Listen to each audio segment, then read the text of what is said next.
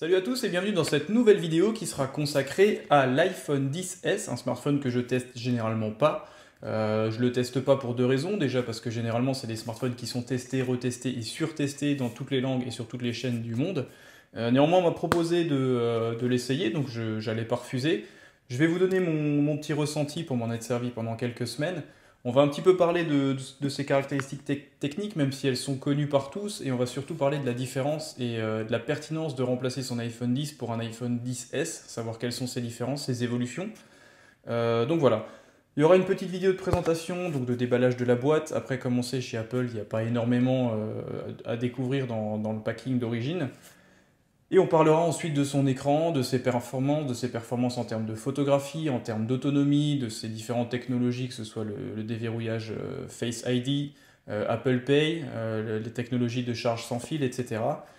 Comme d'habitude, posez-moi vos questions dans les commentaires, j'y répondrai. Et si vous avez aimé la vidéo, n'hésitez pas à liker cette vidéo et à vous abonner, parce que c'est grâce à vous que je peux continuer à faire ces vidéos et je vous en remercie. C'est parti pour cette présentation et ce test.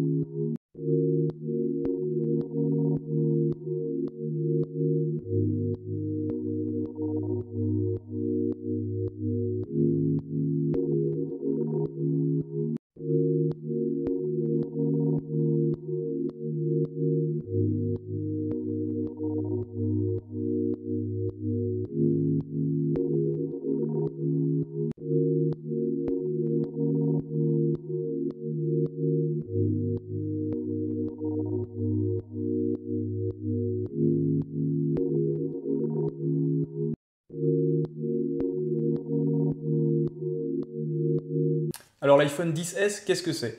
Comme vous le savez, la lettre S a été utilisée à l'époque sur la version 3GS qui voulait simplement dire Speed, donc c'est simplement une version évoluée de son ancêtre l'iPhone X. Il n'y a pas d'évolution majeure esthétique ou en termes d'affichage comme on le sait, ce sont des smartphones qui sont très proches. Moi, ce que j'ai pu constater sur ce smartphone, c'est déjà son superbe écran. On reste sur des diagonales qui sont relativement compactes parce qu'on est sur une diagonale de 5,8 pouces. Donc c'est un smartphone qui est très appréciable malgré tout parce qu'il se manipule très bien à une main. C'est assez embêtant en fait d'utiliser un produit Apple parce que tant on sait qu'ils ont du mal à faire évoluer leurs produits parce qu'ils ont tendance entre guillemets à se reposer un peu sur leurs acquis. Tant une fois qu'on utilise ce produit-là, on est quand même très satisfait de par ses performances générales, son écran, son ergonomie. En fait, on sent vraiment qu'il y a un travail qui est fait par Apple. On sent que c'est eux qui développent les puces, même si bien sûr il y a des composants externes, Samsung, etc., qui viennent entrer dans le calcul.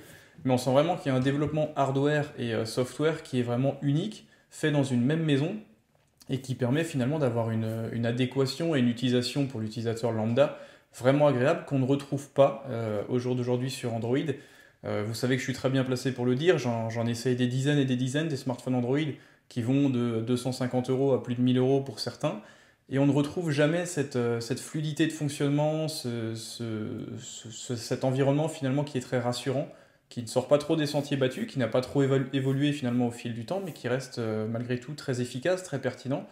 Et c'est un peu frustrant parce que moi je ne suis pas un fan d'Apple du tout, parce que je sais qu'avec les moyens financiers qu'ils ont aujourd'hui, les moyens techniques et surtout le nombre d'ingénieurs qui doit être absolument incroyable, ils pourraient nous sortir un téléphone sans encoche, beaucoup plus fin, avec une autonomie de 3 jours et un capteur photo bien meilleur.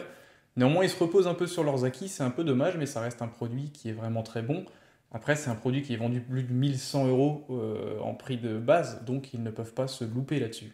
Pour ce qui est de l'affichage, on est sur un écran de 5,8 pouces. C'est un écran Super Retina HD OLED en définition, c'est du 2436 par 1125. Ça nous donne une définition d'environ 458 pixels par pouce.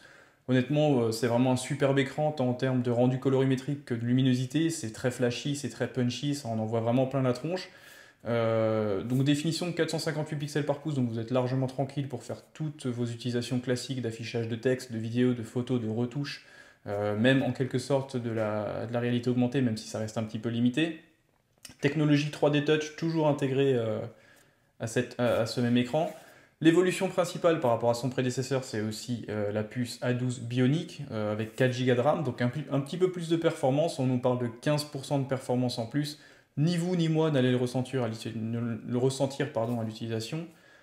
Pour ce qui est des capteurs photo, ça n'a pas évolué. À l'arrière, on se retrouve toujours avec deux capteurs de 12 mégapixels, un qui a une ouverture de f1.8 et l'autre une ouverture de f2.4 avec une double stabilisation optique numérique, ce qui permet d'avoir des clichés bien plus piqués et bien meilleurs en termes de résolution, notamment en fin de soirée ou quand la luminosité se fait un peu désirer.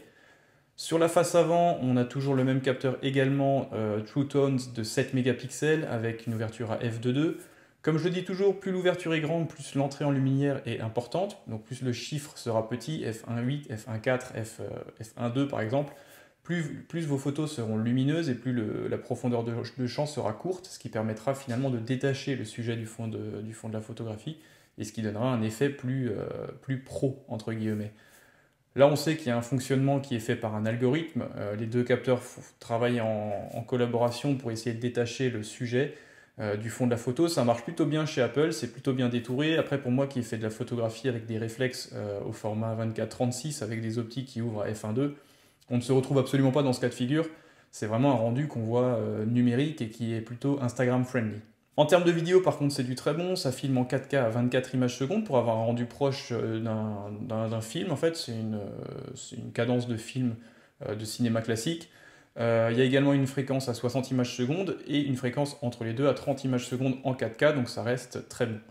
Déverrouillage, c'est toujours Face ID ou alors vous avez le déverrouillage par code classique. Ça fonctionne très bien, ça marche vraiment bien.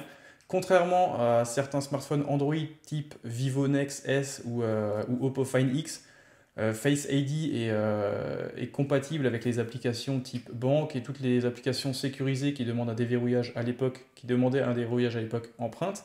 Donc là, on peut déverrouiller son accès à la banque avec ce fonctionnement et c'est vraiment très bien, ce qui n'est pas le cas sur le Oppo Find X. 64 Go d'espace de stockage, il y a une version à 256 Go, une version à 512 Go, donc vous avez vraiment de la marge si vous voulez faire du stockage. Sinon, bien sûr, il a la charge sans fil. C'est une batterie qui a un petit peu évolué, elle fait 2658 mAh, il y a environ 30 minutes d'autonomie en plus que sur l'iPhone X.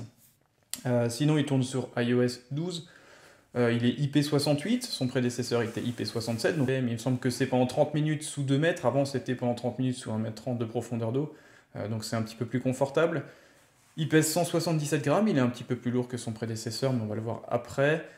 Sinon il est disponible en 3 coloris, il y a la version or, la version gris sidéral et la version argent. Alors la version gold, méfiez-vous, elle tire vraiment sur le rose, je vais vous le montrer un petit peu après.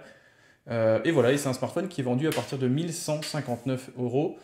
Honnêtement, c'est un smartphone qui en a sous le pied, il n'y a rien à dire en termes d'affichage, de rendu photo. Ça reste, on a longtemps critiqué Apple pour un rendu photo un petit peu, comment dirais-je, trop naturel par rapport à Samsung qui partait dans des couleurs un peu flashy et plus flatteuses à l'œil. Aujourd'hui, Apple a vraiment écouté un peu la tendance et fournit des photos qui sont relativement pétantes, éclatantes.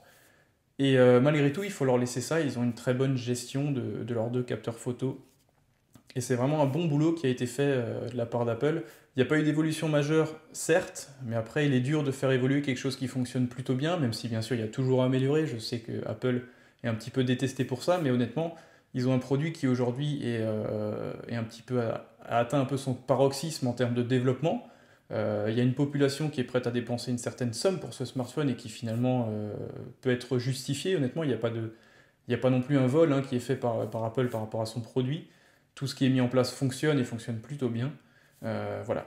On va faire un petit tour maintenant des différences entre les deux. Je vais vous exposer l'iPhone 10, l'iPhone 10S et on va un peu parler de ce qu'il différencie entre les deux si vous hésitez à remplacer votre smartphone. Alors, est-ce que c'est vraiment pertinent aujourd'hui de remplacer votre iPhone 10 par un iPhone 10S? C'est quand même un gros montant à sortir, c'est quand même une grosse somme. Les différences ne sont pas tellement énormes parce que, comme je l'expliquais avant, on part d'un projet qui était plutôt, même si un peu bancal par bien des aspects, il est plutôt abouti. Les différences sont relativement minimes. Donc l'iPhone 10S est un petit peu plus lourd, 3 grammes, ça ne va pas se ressentir à l'utilisation. Par contre, l'écran a un petit peu évolué. Maintenant, il est capable de gérer l'affichage de vidéo en HDR. Donc ça, c'est le HDR, c'est le High Dynamic Range. En fait, ça permet simplement de décomposer chaque couleur pour avoir plus de nuances. Et c'est des couleurs qui sont un petit peu plus contrastées, plus riches. C'est une décomposition qui est un peu plus précise et c'est un peu plus flatteur à l'œil finalement. Donc c'est une évolution minime qui se verra notamment en utilisation vidéo. L'iPhone 10S est enfin IP68, donc ça veut dire qu'il peut être sous l'eau pendant 2 heures, pendant 30 minutes mais sous 2 mètres. Avant c'était pendant 30 minutes mais sous 1,50 m d'eau, 1,30 m d'eau. Donc petite évolution, c'est toujours bon à prendre. L'iPhone 10S possède une technologie qu'on appelle eSIM, donc vous avez une SIM physique et une SIM électronique, une puce finalement qui remplace la SIM. Je vous invite à visualiser la vidéo que j'avais déjà fait explicative sur cette technologie, donc ça permet d'avoir simplement une carte SIM physique chez votre opérateur Intel ou Intel et une carte SIM qui sera programmée avec un QR code, une technologie un petit peu similaire, et qui sera programmable directement dans le smartphone pour avoir votre ligne pro ou perso ou les deux sur le même smartphone, ce qui est une évolution assez intéressante pour Apple. Après, il faut savoir qu'en Chine, il y aura la version physique, donc 2 cartes SIM physiques comme il y en a sur tous les smartphones Android aujourd'hui. L'évolution ensuite, c'est bien sûr la puce. On passe du A11 à du A12 Bionic, ça fait des gains en performance de 15%. La puce graphique, par contre, évolue énormément. On gagne 50% d'efficacité et de performance en jeu vidéo et en affichage et en traitement d'image. Donc c'est vraiment quelque chose qui n'est pas anodin. Le Neuronal Engine aussi, ça c'est cette technologie d'intelligence artificielle qui gère tant soit la photo, le montage photo, l'optimisation de l'affichage, l'optimisation de l'économie de batterie, etc. Évolue également parce qu'avant on avait une puce qui était composée de 2 cœurs, aujourd'hui il y a 8 cœurs qui sont exclusivement dédiés à l'intelligence artificielle, ce qui est vraiment un point important aujourd'hui. Les capteurs sont mieux stabilisés, la stabilisation maintenant est numérique plus électronique, enfin numérique et optique si on peut dire, donc il y a vraiment une stabilisation qui est un petit peu plus performante que sur la version de l'iPhone 10. La meilleure gestion et un meilleur traitement des photographies aussi, le traitement est un petit peu plus doux, on est moins dans l'exagération des traits et des contrastes, c'est vraiment plus doux, plus naturel. Ça reste assez flatteur, mais ça reste quand même plus proche de ce qu'on voit nous quand on regarde la photographie qu'on va faire. Donc une revue un petit peu du traitement, plus professionnelle, plus légère, plus discrète finalement. La possibilité également de faire des vidéos en HDR, donc ça c'est toujours très intéressant, je l'ai expliqué avant, donc c'est des vidéos qui auront des tons beaucoup plus riches, plus intéressants, beaucoup plus croustillants à l'œil, ce sera vachement plus flatteur à l'œil, et en 30 images secondes. Donc ça permet de faire des vidéos qui seront vraiment jolies pour des événements assez particuliers, très colorés, ce sera vraiment intéressant à tester. Je pourrais faire quelques tests bien sûr. L'autonomie est légèrement supérieure, on gagne en théorie 30 minutes, c'est ce qui a été dit lors de la keynote. À vérifier, après c'est vraiment des choses qui ne sont pas évidentes à vérifier, néanmoins ça a été avancé parce que la batterie est un petit peu plus importante. Et enfin le déverrouillage, Face ID est un petit peu plus rapide, de par bien sûr son développement qui a été un petit peu optimisé, mais aussi de par la puce A12 Bionic qui est un petit peu plus véloce, tant dans l'analyse de la face que dans la gestion des points, etc. etc. Donc voilà, donc ça reste des évolutions qui sont mineures, l'écran, les dimensions, etc., le fonctionnement reste strictement identique. Si vous vouliez vraiment avoir une évolution, passez plutôt sur une version max pour avoir une taille d'écran plus importante et vraiment découvrir une nouvelle interface, pas en termes d'OS bien sûr, parce que vous serez toujours sur iOS 12, mais sur un fonctionnement un peu différent de par la taille du smartphone. La différence entre un iPhone 10 et un iPhone 10S aujourd'hui, sauf si vous avez une bonne reprise ou une bonne possibilité de revente de votre iPhone 10, n'est selon moi pas justifiée. Par contre, pour quelqu'un qui avait un iPhone 7 ou un iPhone 8, je trouve que le pas est plutôt pertinent et l'évolution mérite d'être réfléchie et mûrement réfléchie si vous comptez faire ce pas. Voilà, donc c'était une petite vidéo rapide. Je vous invite bien sûr à commenter si vous avez des questions particulières quant à l'utilisation du smartphone et à son évolution. Il y aura peut-être un essai de l'iPhone XR, je suis censé le recevoir, on me l'a proposé en test. C'est un smartphone que j'attends beaucoup plus parce qu'ils ont un petit peu revu leurs ambitions tarifaires à la baisse et ils proposent un smartphone un petit peu plus tout public. Alors ça reste quand même 855 euros, mais ça reste moins cher qu'un Huawei Mate 20 Pro par exemple, donc ça fait un smartphone un petit peu plus concurrentiel. Il y aura il y aura des concessions à faire parce qu'on perdra l'affichage OLED, ça c'est un petit peu dommage. Donc voilà, on se retrouve très bientôt. Comme d'habitude, abonnez-vous, commentez, je réponds généralement très rapidement, du moins j'essaye. Et on se revoit très prochainement. À bientôt.